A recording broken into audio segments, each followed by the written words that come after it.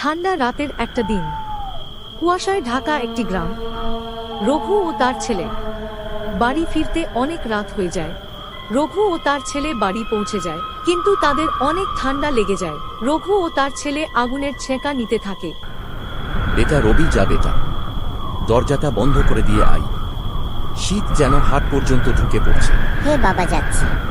রবি চলে যায় দরজাটি বন্ধ করতে।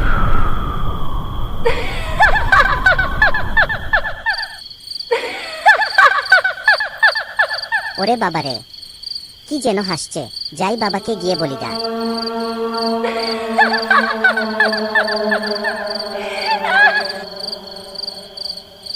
বাবা, আমি যখন দরজাটা লাগাতে যাই তখন আমি একটা ভয়ঙ্কর হাসির আওয়াজ শুনতে পাই।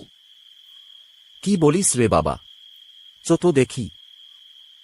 বেটা রবি, কই কাউকে তো দেখতে পাচ্ছি না তো। তুই মিথ্যে কথা বলছিস না তো? না বাবা, আমি মিথ্যে কথা বলছি না। বাবা দেখো, ওই যে দূরে একটা সাদা শাড়ি পরে একটা মেয়েকে দেখতে পাওয়া যাচ্ছে। হে বেটা রবি, তুই ঠিক তো বলছিস রে। ওই যে দূরে একটা সাদা শাড়ি পরে একটা মেয়েকে দেখতে পাওয়া যাচ্ছে।